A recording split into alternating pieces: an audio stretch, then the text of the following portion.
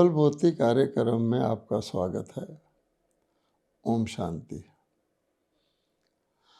आज हम इस बात पर चर्चा करेंगे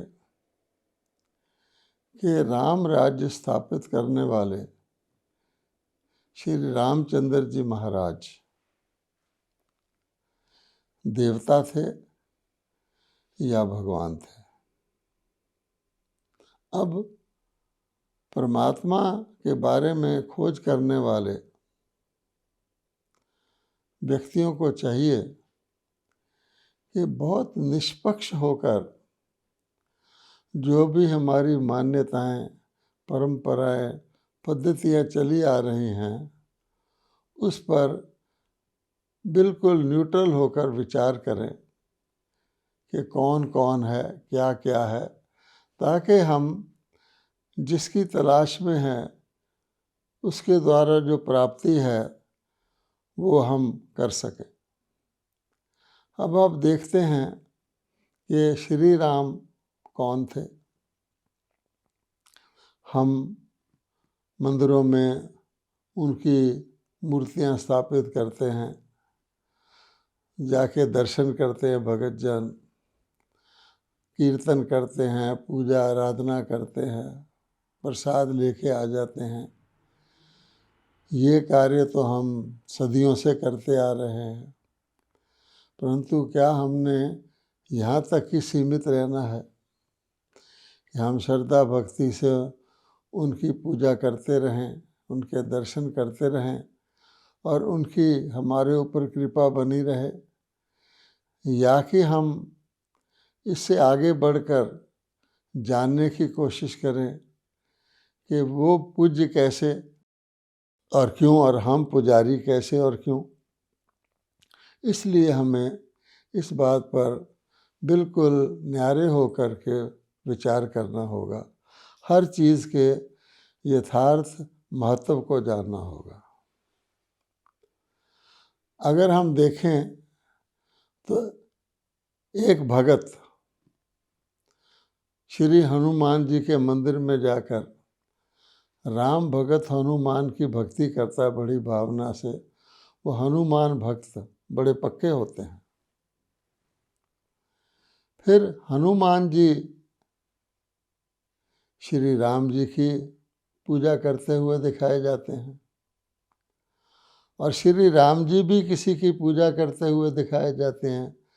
कहा जाता है कि रामेश्वरम में श्री राम जी ने शिव की पूजा की थी। सोचने की बात है कि सभी के सभी तो भगवान नहीं हो सकते। एक दूसरे की पूजा कर रहा है, दूसरा ऊपर वाले की कर रहा है, वो उससे ऊपर वाले की कर रहा है, तो फिर भगवान कौन है, देवता कौन है। इसी प्रकार से बहुत से लोग आज परमात्मा को सब जगह व्यापक मानते हैं। जिसमें सोचा जाए तो स्वयं भी वो आ जाते हैं, क्योंकि अगर सब जगह व्यापक हैं तो उनमें भी परमात्मा व्यापक होंगे। और फिर भी वो सब जगह व्यापक भी मानते हैं, देवी देवताओं की भी पूजा करते रहते हैं और ये जानने के बाद भी कि परमात्मा सब जगह व्यापक हैं उनको खोजते रहते हैं, उनको ढूंढते रहते हैं, परमात्मा की तलाश में अभी तक लगे हुए हैं। तो इस प्रकार की बातों से हमने परमात्मा को एक प्रकार से खुद ही गुम कर दिया है, भ्रमित होकर के कई प्रकार की एक दूसरे से विपरीत मान्यताएं रखते हुए, और हम सत्य परमात्मा से दूर हो गए हैं। तो हमें अब ये देखना होगा कि श्री राम क्या वो भगवान थे या उनके भी कोई भगवान हैं। जब हम कहते हैं श्री राम चंद्र जी महाराज भगवान थे तो एक प्रश्न और पैदा हो जाता है, और वो ये है कि क्या परमात्मा के लिए था का शब्द प्रयोग किया जा सकता है।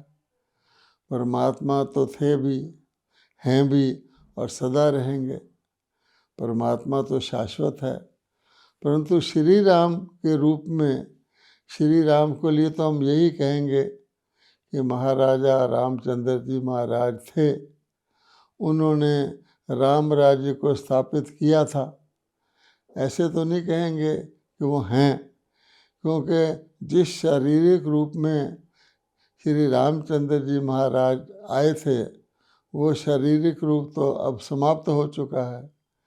इसलिए अगर हम गौर करें तो हमारा ध्यान रामेश्वरम के मंदिर की ओर जाता है कि वहाँ पर बताया जाता है कि श्री राम ने शिव जी की पूजा की थी, और ये भी कहा गया है, शिवद्रोही मम दास कहावा, सो नर मोह सपने नहीं भावा। तो शिव कौन है? अब आप देखते हैं, चाहे रामेश्वरम में चले जाएं, चाहे कहीं और जहाँ शिवालय होते हैं, शिव के मंदिर होते हैं, वहाँ एक निराकार लिंग रूप की प्रतिमा होती है जिसकी पूजा लोग करते हैं। और उस वास्तव में वो लिंग जो है कहीं किसी चीज़ का बनाया जाता है, अमरनाथ में बर्फ़ का लिंग बनाया जाता है, सोमनाथ में कहते हैं हीरे का शिवलिंग था, कई जगह मार्बल का बनाया जाता है, कई जगह पत्थर का बनाया जाता है। परंतु ये प्रतिमा किसी शरीरधारी की नहीं है, किसी स्त्री रूप की नहीं है, किसी पुरुष रूप की नहीं है, किसी चतुर्भुज रूप की नहीं है, लेकिन ये प्रतिमा एक ज्योति स्वरूप निराकार परमात्मा की है। और हम जानते हैं कि भारत में कश्मीर से लेकर कन्याकुमारी तक और सोमनाथ से लेकर असम की तरफ नामरूप तक शिव के सैकड़ों प्रसिद्ध मंदिर हैं और हजारों शिवालय और भी पाए जाते हैं, जिसमें हम जानते हैं बनारस का मंदिर विश्वनाथ जी का, वो भी शिव का है, महाकाल का मंदिर भी शिव का है। इस प्रकार से नाम उनके अलग अलग हैं। अमरनाथ का मंदिर जम्मू कश्मीर में है, लेकिन उन वो परमात्मा के ही गुणवाचक नाम हैं, कर्तव्यवाचक नाम हैं, परंतु अंदर प्रतिमा उस एक निराकार ज्योति स्वरूप शिव की है।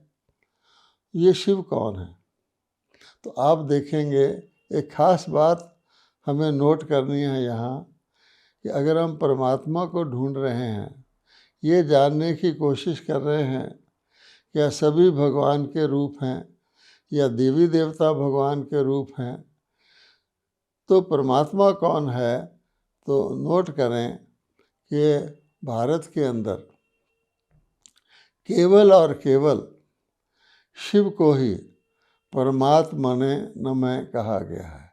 शिव परमात्मने नमः, कि हम आत्माएं परमात्मा शिव के आगे नमन करते हैं, नमस्कार करते हैं, वंदना करते हैं। उसके बाद अन्य जितने भी देवी देवता हुए हैं, सबसे ऊंचे जिसको हम कहते हैं सूक्ष्म देवता, ब्रह्मा विष्णु महेश, ब्रह्मा विष्णु शंकर, उनको भी हम परमात्माय नमः नहीं कहते, देवाय नमः कहते हैं। ब्रह्मा देवाय नमः, विष्णु देवाय नमः, शंकर देवाय नमः, शंकर को महादेव भी कहते हैं। इन तीनों को हम देव देव महादेव कहते हैं। फिर नीचे आए, श्री कृष्ण जी को भी हम देवता के रूप में देखते हैं, श्री राधे श्री कृष्ण। श्री लक्ष्मी श्री नारायण को भी हम देवी देवताओं के रूप में देखते हैं। श्री सीता श्री राम जी को भी हम देवी देवताओं के रूप में देखते हैं। तो आप देखेंगे कि ये स्पष्ट भारत के अंदर ये बताया गया है कि शिव ही परमात्मा है। अब अगर हम पुनः फिर रामेश्वरम के मंदिर की तरफ जाएं, तो हम देखेंगे कि जब श्री राम थे, उस समय भी शिव की पूजा हो रही थी। शिव भी थे, शिव अलग थे और श्री राम अलग थे। इसी कारण से तो श्री राम शिव की पूजा करते हुए दिखाते हैं। श्री राम को शरीरधारी देवता के रूप में दिखाते हैं और शिव को निराकार ज्योति स्वरूप के रूप में दिखाते हैं। लेकिन नहीं तो शिव की पूजा नहीं होती। श्री राम ही भगवान होते तो श्री राम तक की पूजा रहती, श्री राम की ही पूजा होती। इससे पता लगता है कि श्री राम जो राम राज्य जिन्होंने स्थापित किया और शिव जो निराकार परमात्मा है, सर्व आत्माओं के पिता हैं, देवों के भी देव हैं, दोनों अलग अलग हस्तियां हैं।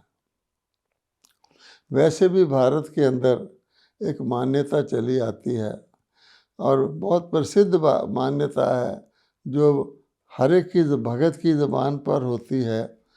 वो क्या बताते हैं कि दो राम हैं। एक राम दशरथ का बेटा, एक राम घट घट में बैठा, एक राम का सकल पसारा और एक राम है सबसे न्यारा। यानी पहला राम राजा दशरथ के पुत्र हैं, शरीरधारी हैं, और दूसरे राम का कोई पिता नहीं है क्योंकि सब पिताओं के भी पिता हैं। और वो एक राम दशरथ का बेटा, एक राम घट घट में बैठा। अब दशरथ का बेटा राम तो घट घट में नहीं निवास करता, लेकिन परमात्मा ज़रूर घट घट में निवास करता है। यहाँ भी मनुष्यों ने गलत अर्थ लगा लिया है कि घट घट व्यापक का अर्थ है वो सब जगह है। घट घट बसे निरंकारा, यानी परमात्मा सब जगह है, इसका अर्थ लोगों ने ये लगा लिया है। ऐसी बात नहीं है। घट हम हृदय को कहते हैं। घट घट व्यापक का मतलब है कि हर एक के हृदय में राम यानी परमात्मा की याद बसती है। हृदय याद का स्थान है। हृदय के अलावा भी अगर परमात्मा हृदय में बसता है तो हमारे सारे शरीर में तो नहीं बसता है। हमारी आँखों में, नाक में, कान में, रेस्ट ऑफ द बॉडी में तो परमात्मा नहीं बसता है। वो तो आत्मा का शरीर होता है और आत्मा का ही हृदय होता है, और उसके अंदर आत्मा के हृदय के अंदर परमात्मा की याद होती है। तो दशरथ के बेटे श्री राम और जिस निराकार राम परमात्मा की याद सबके दिल में है, दोनों अलग अलग हैं। फिर कहा गया है एक राम का सकल पसारा और एक राम है सबसे न्यारा।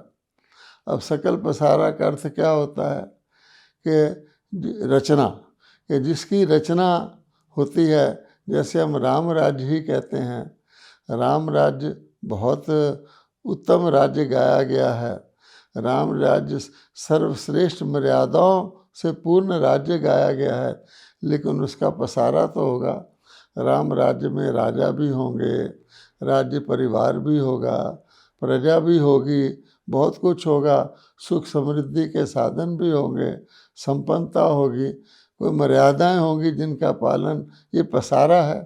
लेकिन वो राम जो बीज रूप परमात्मा है वो सबसे न्यारा है। परमात्मा तो बिल्कुल इन चीज़ों से अलग है। इसलिए दो राम का वर्णन तो हम वैसे ही करते आए हैं। और जैसे हम कहते हैं राम राज्य की, हम जब परिभाषा करते हैं राम राज्य की, जब हम महिमा करते हैं, तब हम क्या कहते हैं कि राम राज्य में राम राजा, राम प्रजा, राम साहूकार है, बस जिए दाता, बसे नगरी, धर्म का उपकार है। ये हम राम राज्य का डिस्क्रिप्शन देते हैं कि राजा और प्रजा दोनों ही राम जैसे हैं, अर्थात वो दिव्य हैं, उनकी कंचन काया है, पूज्य हैं, पावन हैं। और फिर साहूकार का अर्थ तो हम जानते हैं, प्रॉस्परस है, वहाँ पर समृद्धि और संपन्नता पूरी है। और राजा प्रजा दोनों ही समृद्धि और संपन्न है।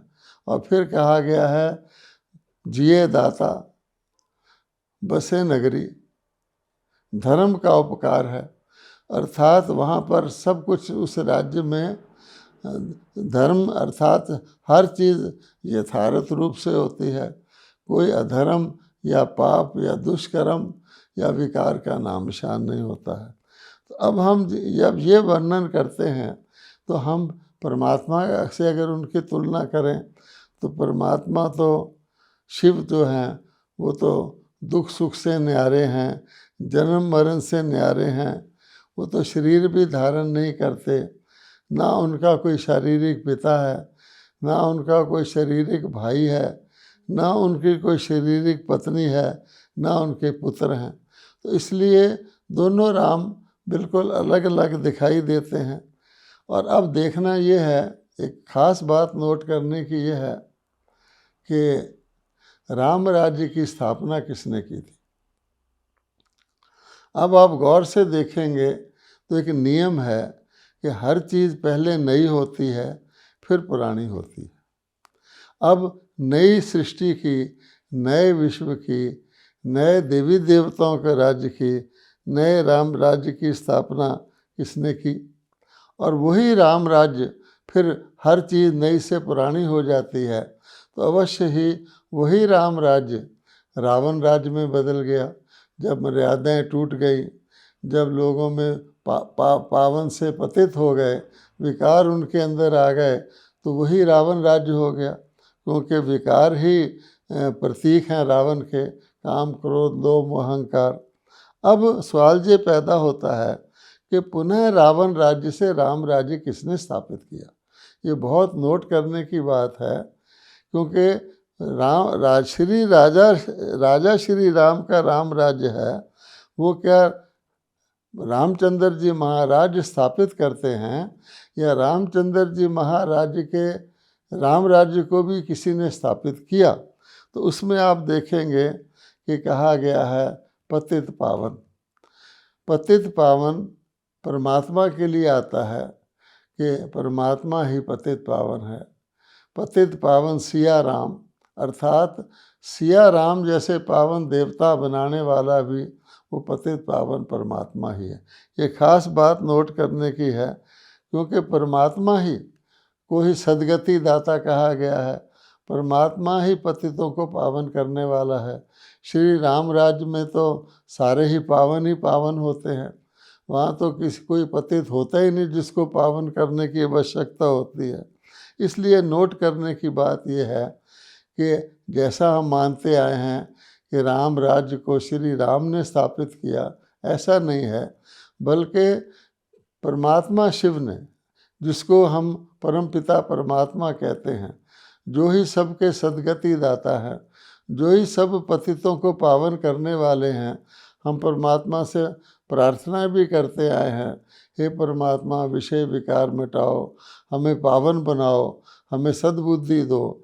तो वो परमात्मा शिव कहते हैं कि मैं कलयुग के अंत में, सारे सृष्टि चक्र को सामने लाइए, तो सारे सृष्टि चक्र में कलयुग का अंत ही पतित दुनिया होती है, जहाँ रावण अर्थात 5 विकार अपनी चरम सीमा पर होते हैं। उस दुनिया में परमात्मा निराकार शिव जो हैं वो कलयुग के अंत में अवतरित होते हैं। परमात्मा ही पावन बनाने वाले हैं, सद्गति करने वाले हैं, मनुष्य को देवता बनाने वाले हैं, गीता ज्ञान देने वाले हैं, या यूँ कहें ईश्वरीय ज्ञान देने वाले हैं। अब मनुष्य भूल गए हैं कि निराकार परमात्मा शिव ब्रह्मा जी के साकार शरीर रूपी रथ में प्रवेश करके अवतरित होते हैं। वैसे तो कथा चली आती है कि शिव जी ने से गंगा निकली थी और जिसे भागीरथ शंख बजाता हुआ लाया था। भागीरथ उन्होंने एक राजा बना दिया है, लेकिन वास्तव में भाग्यशाली शरीर रूपी रथ जिसमें परमात्मा शिव आते हैं, जिसको उन्होंने शिव के बैल के रूप में भी दिखा दिया है, और शिव के मंदिर के आगे एक नंदीगण बैल भी रख दिया। वास्तव में उनका शरीर रूपी रथ है, और एक रथ में 2 प्रवेश करके परमात्मा उनके द्वारा मुख से, ब्रह्मा मुख से ईश्वरीय ज्ञान, ईश्वरीय सहज राजयोग सिखाते हैं और पतितों को उसके द्वारा पावन बनाते हैं, देवी दुनिया की पुनः स्थापना करते हैं। जैसा गीता में भी कहा गया है, हर कल्प के आदि में मैं ब्रह्मा जी के द्वारा यज्ञ रच के देवताओं को उत्पन्न करता हूँ। वो समय अब पुनः चल रहा है।